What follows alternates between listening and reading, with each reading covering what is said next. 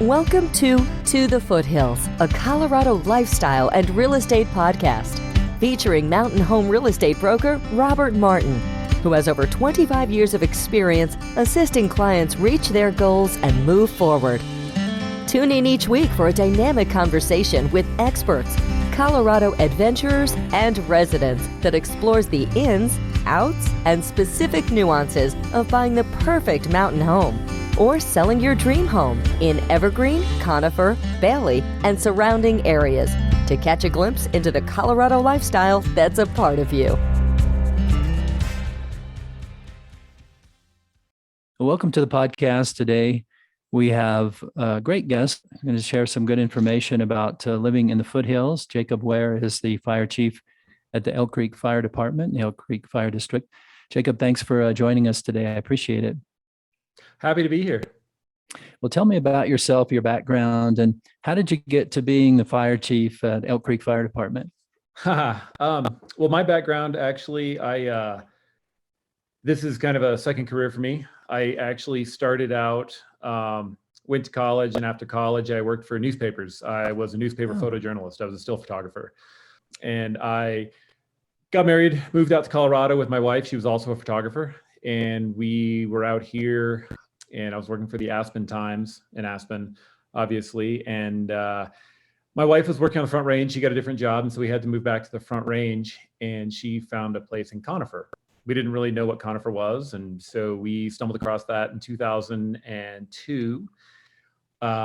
Moved here kind of early spring 2002, and I've been around fire departments a lot with my life as a photojournalist. I worked in St. Louis at the St. Louis Post-Dispatch, and we spent a tremendous amount of time with the fire department, photographing them and doing a lot of news.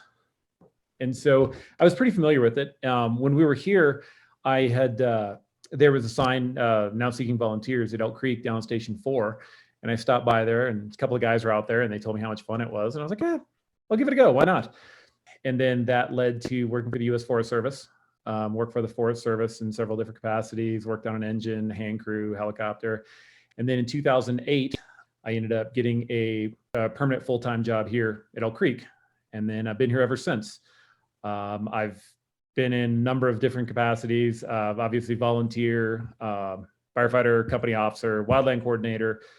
And then the way I ended up in this position is my predecessor, Chief McLaughlin, ended up moving on.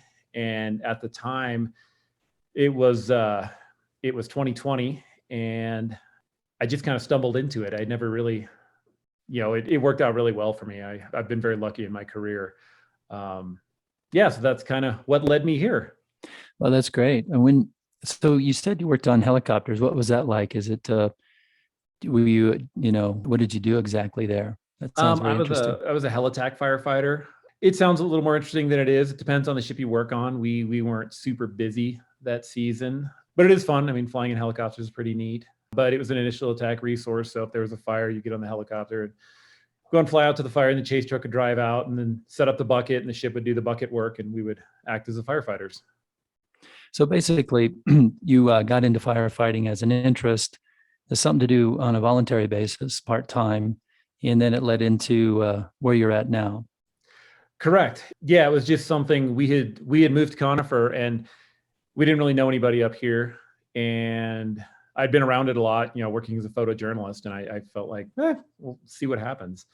It's worked out pretty well for me. I'm pretty happy with it. I'm pretty glad I made that transition in my life. Well, it's great. It's really good to have you here. That's for sure. But what is the Morning Wildlife Briefing, and why should locals listen to it? The Morning Wildfire Briefing, it's on our website. If you go to our website, which is actually being updated right now, the elkcreekfire.org, and up in the top menu bar, second from the left is the Wildland tab. The Wildland tab takes you to our Wildland Fire website, and on that website is the Morning Briefing. That Morning Briefing it's pretty much the same thing all of our firefighters look at every morning during fire season. It talks about weather, because that has a significant effect on wildland fire behavior. It talks about resource availability. It also has a lot of information about what's going on in the country, which plays a lot into our planning, because when fire season is really busy across the country, what that means is it's going to be tough for us to get resources here if we do have a larger fire. So it's it is good to look at. I encourage everybody to just take a look at it throughout the day. And then during fire season, it's really interesting because you can see there are a lot of resources on there, and you can see how incidents spool up and how resources are committed and what's available locally here in Colorado, here in the region, as well as across the U.S. So certainly a tool that to kind of keep us abreast of how things look logistically for a fire department, and also, what the risk is with temperatures and I guess lack of moisture or abundance of moisture, that sort of thing. Yeah, and it also has the the fire weather report from the National Weather Service for our fire weather zone, which is zone 216. Not that that's that important, but it's a very specific area of the Front Range, which includes our fire protection district, that kind of conifer pine area down into Jefferson. So it has pretty specific weather, and it's relatively accurate, which is kind of handy. Yeah, it's always good to have good weather sources. It's probably not a bad idea to have a couple of those, when you want to see what's going on. Tell us a little bit about the Community Ambassador Program. How does that work, Jacob? Well, the Community Ambassador Program is something that we just stood up. It's been going on for about a year and a half. We started it kind of during the pandemic, which is problematic because a lot of in-person meetings were not really happening. So that really added a lot of complexity. What the Community Ambassador Program is, in our Community Wildfire Protection Plan, we've divided up our district as well as Intercanyons. Intercanyon Fire Protection District and Elk Creek work together in their wildland fire operations. Mostly for, based on economy of scale, we're able to save money, and we're able to kind of have the same programs over a larger area, which adds for more continuity, easier for grants and that sort of thing. So what we've done is we've divided both districts into, we call them planning units. So each neighborhood, it's based on kind of topography, roads, that sort of thing. And we've given it a name that the analyst who built the map found it has to do with either topography or an older, name of a neighborhood, something like that. So we've got these planning units. Within these planning units, we've tried to start finding somebody in there to be a community ambassador. And what that ambassador is, it's almost a conduit from the community to the fire department in back. Because one of the things, as he started spooling up, people have a tremendous amount of questions with mitigation, fire danger, all of these things. And so this ambassador program has been very, very successful. I don't know how many, I think we're at 20, I think over half of our planning units have community ambassadors right now. And so what this does is it gives those areas, those planning units, the ability to talk to their community ambassador, and they can bring questions, grants, projects, anything like that to the fire protection district. And the fire protection district can use that as a conduit for messaging to the neighborhoods as well. Because what happens is, we do have several people that live in our district, and a lot of times communication is tough with that many people. So the ambassador program has really allowed us, it's given us a good way to be able to speak to the community in more of a, I guess, directed way. The other thing some of the community ambassadors have been doing, they've started working on a lot of community mitigation projects. Some projects where they're getting communities together, and this summer, some of them are working on some projects where if there's somebody in the community who is physically not able to do mitigation work on their property, or for some reason having a financial hardship, some of these neighborhoods are getting together and they're getting basically sweat equity. The neighborhood's getting together to help out these individuals. And a lot of that's driven by the Community Ambassador Program. That's great. It seems that it'd be prudent for all of us to touch base, get on the website, find out who our ambassador is for that communication link, and develop some community around, help fire mitigation, that sort of thing. It's really been successful. It's modeled after several other programs, and building the community is huge. One of the reasons I think a lot of us live up here is a lot of people, myself included, a lot of people like to keep to themselves. But on the other hand, the reason I love my neighborhood is we're all friends. Everybody's very close, but nobody gets at each other's business. Everybody kind of keeps to themselves, but everybody works together on like-minded projects. So that Community Ambassador Program has really started to develop the sense of community, because what we found in some of the neighborhoods that don't have homeowners associations or any other organized group, there's not really a lot of that. We actually spoke to a couple, and they've lived in a neighborhood for 25 years. And they said, yeah, well, everybody's new. We haven't even met anybody. The last people moved in here 10 years ago. We haven't even spoken to them. And, but that's what it is up here, which is totally fine. But this ambassador program has now kind of got a person in that neighborhood, and they're going to get together and they're planning on having a spring barbecue where we can just kind of talk about fire mitigation, talk about projects, and get to know each other. So it's really the fire mitigation is key, but building that community in those neighborhoods we think is really important as well. Yeah, that's so true, Jacob. We have, a lot of times people move up here and they do want to be left alone, but there is also a spirit of community that help each other out. Yeah. And a lot of the subdivisions don't have active homeowners associations, so it's kind of hard to get to know folks in a organized way. So that's great. Yeah, what a great way to build community and get to know each other. So people are preparing for, just to be safe. What are the most common elements of fire mitigation for a property and home? Whew, that's a big question. Big question, yeah. And I know we talked before we got on the podcast. We can drill deeper into that with a real specific podcast on fire mitigation. But just overall, what are some of the things you see? Well, fire mitigation has changed over the years. A lot of the science has come out of some of the catastrophic wildfires in the last 4 and 5 years.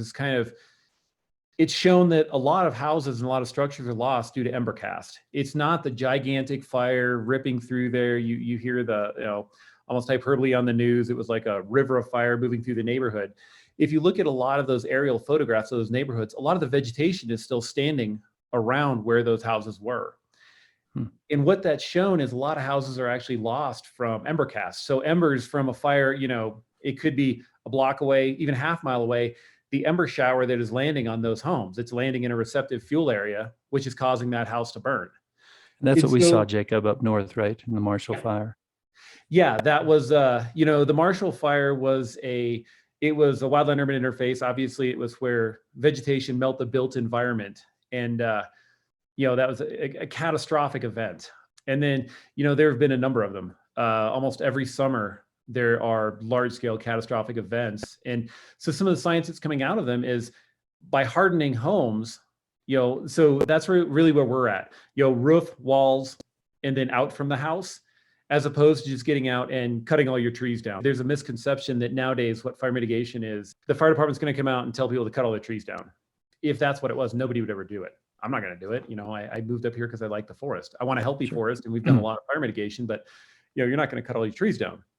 So a lot of it is looking at your house, and there are a lot of small things you can do to seal up some of the voids, some of the vents, and things like that are not super expensive, that actually have been proven to be tremendously successful in hardening your home and its ability to withstand wildland fire. So that's really where we're at with fire mitigation. We've taken a more modern lens instead of the old school methodology of coming out and limbing all your trees up, whatever, 8 to 10 feet, and you have to have your 25-foot canopy spacing and that sort of thing. That's a component of it, but with a lot of the more modern science, that's only a small facet of fire mitigation and home hardening. Yeah, that sounds great. Tying some science into what people have been doing for years, and is, I guess, more common sense. I'm not sure.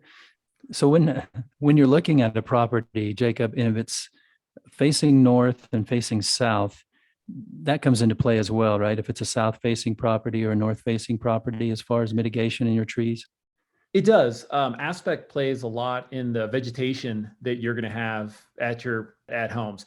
For the same reason in the winter, those north-facing slopes. I know in my neighborhood, there's a house at the toe of a north-facing slope, and they still have snow on the ground, and the rest has been dry for quite a while. And that also plays into vegetation. A lot of the south-facing slopes have less vegetation because it's warmer, it's drier, and not as much grows.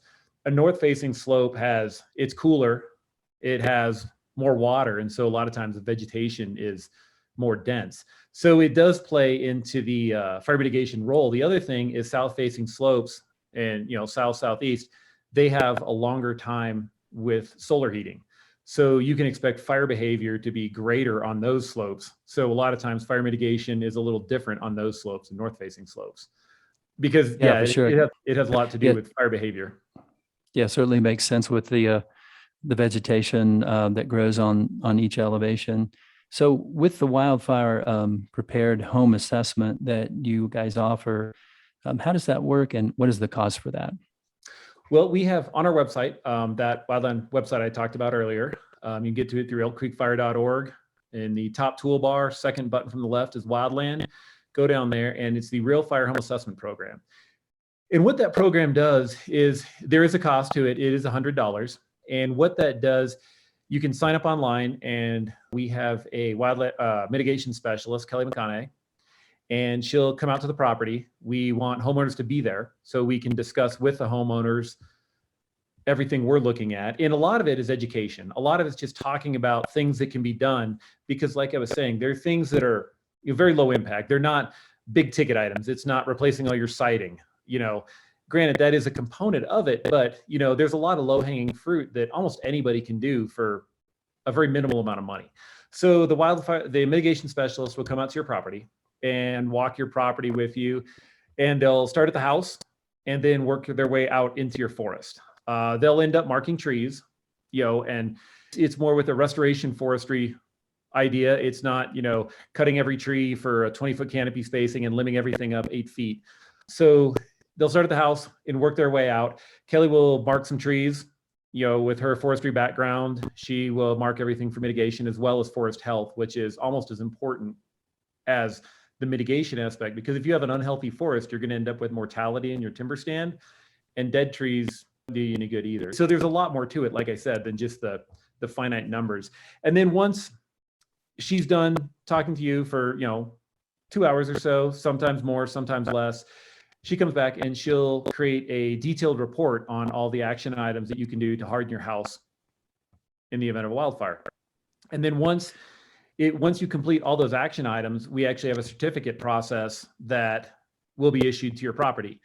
In other places where this program has been in play for years, the home assessment programs for fire mitigation, they're actually, I know in Boulder, they're actually fairly sought after when people are selling homes or buying homes. If they come with a wildfire prepared, the defensible space certificate, that actually means that property has met certain criteria. And so that's what we're working for here. Our wildland captain, Benjamin Yellen, is doing a lot of work with realtors. I don't know if you've been part of his training. He does. I have not. I'll have to put you in the loop for that. He does a number of them up here. They talk about that certificate, and we're trying to get that kind of working over on this side as well.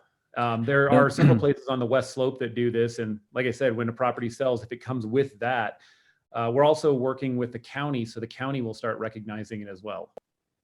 Yeah, it sounds like a great program, and every homeowner and real estate broker would certainly benefit from that. And that certificate, is that something, Jacob, you could possibly turn over to your insurance company? Would that be something that, they might come into play with their mitigation requirements? We're working on that. The insurance companies are different because in our experience, most of them they all have different requirements. And so that's a challenge into itself. Some of them, their requirements are very strict, and others, their requirements are more lax. There's not a lot of continuity. And so we're working towards that. So this program, it's been stood up for a year and a half, maybe 2 years. Once we start getting more and more properties that actually get the certificates, we're really going to start pushing for insurance companies to, I think once the county recognizes it for a defensible space assessment, then hopefully insurance companies will as well, because, insurance up here is a challenge. It is. And is like you said, Jacob, there's no guidelines that are consistent. It seems that they're so different all across the board. One may be okay with the tree being close to the house coming up through the deck, and another one would say absolutely not. So yeah, varied for sure. So, well, and that's where we're trying to help residents, because with the lack of continuity, because like you said, we've gone out and we try and help residents as much as we can with things, but there isn't a set standard that all the insurance companies go by. Yeah, that would make it a little bit easier. At least you'd have some consistency with all of them. And what's the most important thing, Jacob, for residents to know that's in the community wildfire protection program, planning protection that you guys have set up? Wow. The most important thing. Yeah, or just a few things to touch on. That is and just an overview of what that is actually. Well, what that is, the Community Wildfire Protection Plan, we had our first one done in the mid 2000s, and it hadn't been updated since. And it was good in its time, but it was a very dated document. There's a lot of new science out there, and there's a lot of technology that can be utilized. I think some of them. So my personal take on what I think the most important things are some of the mapping products that we have. It actually shows fire risk for areas. I think that's important for residents to see, and that's based on fuel type, slope, aspect, which we talked about earlier, and population density. So you can kind of look at those and you can see what kind of risk your neighborhood is. There's also some fire spread maps. What you can look at is, during peak fire season, what could happen. I mean, granted, it's all science run out of modeling, but it will give you an idea of what could happen in your neighborhoods. And it's all the way down to, drainages. So each neighborhood very specific with houses. The other thing that came out of that is the planning units that we talked about earlier. I think the planning units are a really important thing in developing that community and getting people to, we're going to try and start pushing out a know your zone. So what that is, we really want people to realize what neighborhood they're living in. And with the community ambassadors, we're going to try and target education with wildfire mitigation towards those planning units. And so with the Know Your Zone program, we're also trying to get the county to recognize those and add those in. And we can use those for targeted areas if we do need to do an evacuation. We're not in charge of evacuation, but we work with our partners at Jefferson County Sheriff. And so the goal is, a lot of times during evacuation, it's complicated because if somebody doesn't know the area, somebody doesn't know streets. So the idea with the zone, the planning unit, if we were recommending to the sheriff to evacuate an area, we could just say evacuate this zone versus trying to go, a half mile from this street and move up from this street and then go over here. So right now the county already has these polygons. That's the shapefile of what those areas are drawn into their computer software. So our dispatching center has those. They were supposed to, actually, I think today they're supposed to be live. And so the goal is, if we need to work with our law enforcement partners and we tell them, we need to evacuate this planning unit, we can push that out through social media with messaging that we're evacuating this planning unit. And so as people start to learn, what zone they live in, it's going to be an easier way for people to realize kind of where, and even just for notifications, we have a fire in this area, this planning unit, this zone, whatever the name of it is. So I think that's one of the most important things. I mean, there's a tremendous amount of data and the mapping, really important, but I really like the planning unit component. I think that was one of our greater successes. It's really a very interesting program, how it ties all that in. But it comes down to education and planning. It's a collaborative effort between homeowners who live here to be informed about those things and know that that exists. And in a situation where it may be utilized, to have an understanding of their property, what's a good way to, how the fire may react in the area, what to do when it does happen. So, gosh, what a great program. It's good. We received a lot of good feedback with it.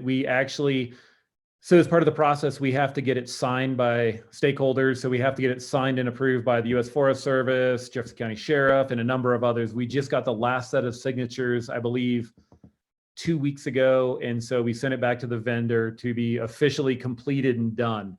On our website, we do have a draft of it, and the final version is going to be out probably any day as soon as we get it back.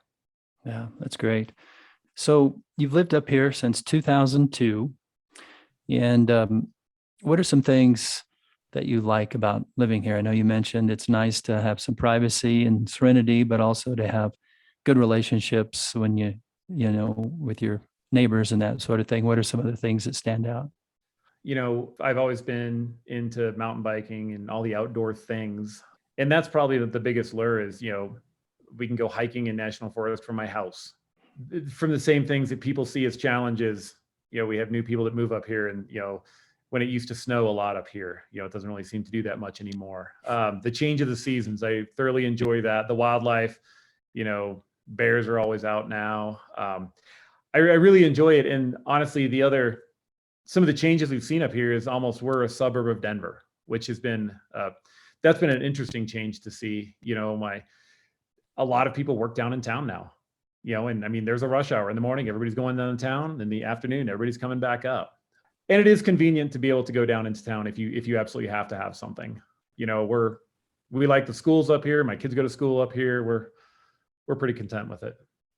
Yeah, I agree with you. All of our kids went to the Conifer schools and Jeffco schools and Conifer High School, and they were very happy with things. It's got a small town feel. Yeah. And one of the things you do have to look at as far as your due diligence is making sure you've got your internet connection. That's one thing that we're still kind of behind the curve on a little bit. So if I was visiting with you, Jacob, considering purchasing a home in the area, what would be a few factors that you would say that I should have as a part of my due diligence? Obviously, the fire mitigation part. One thing we have those people stop by the firehouse if they're looking at a home on Richmond Hill or something and are driving by. A lot of times they'll stop and they'll talk to us. And one of the things we really try and instill in people is there are limited services up here.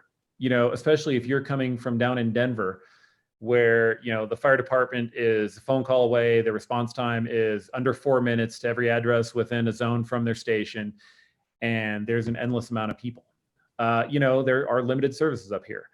We're a combination fire department, so we have career and volunteer staff, and we don't have unlimited resources. So that's what we always tell people. People ask about infrastructure. Well, sewage, what about the sewer company or, any of that? And there's not, Yeah, what about fire hydrants? We get questions about fire hydrants almost daily.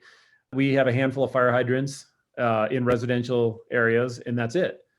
So that's one thing that we really stress to people and realize it is different living up here. Yeah. Different lifestyle. And, if you're in the city and you need to get something, for my wife, it was easy. She grew up in a rural community. She lived 15 minutes from a small town. And so the mindset is, sometimes you got to pre-plan things a little bit, but it is different. It's a different lifestyle, but quite well worth it for sure. Definitely. Yeah. It's not, if you need to go to the grocery store, it's not a 2-minute walk. It's going to be a 15, 20-minute drive sometimes. And in the winter, you may just not get there because the roads may or may not be that great. And that's so have a few extra things at home, stored, me some water and different things like that. Well, it's been wonderful, Jacob. You shared so much good information. I certainly encourage people to get on the website and know what's available. You guys have really put out a lot of great information and plans and different things. And just a matter of our local folks being more educated on what you guys have. So the best place for people to go, Jacob, would be the website, you think? Correct. Get information. elkcreekfire.org.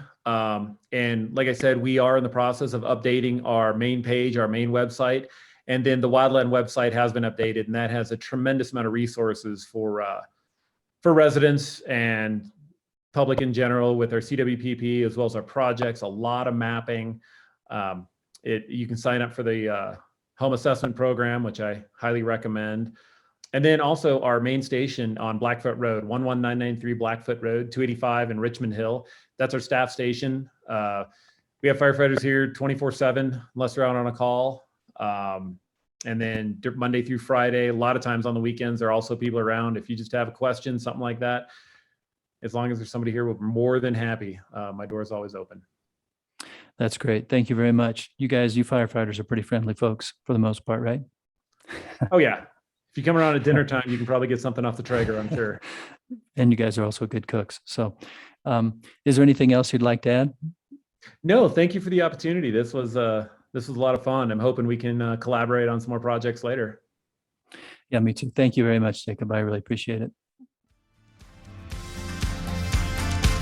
To the Foothills, a Colorado lifestyle and real estate podcast. On the podcast, I interview real estate experts, Colorado adventurers, and residents who enjoy the serenity and lifestyle of living in our mountain communities. Tune in each week for a conversation that explores the ins and outs of buying the perfect mountain home or selling your dream home, and catch a glimpse into the Colorado lifestyle that's a part of you.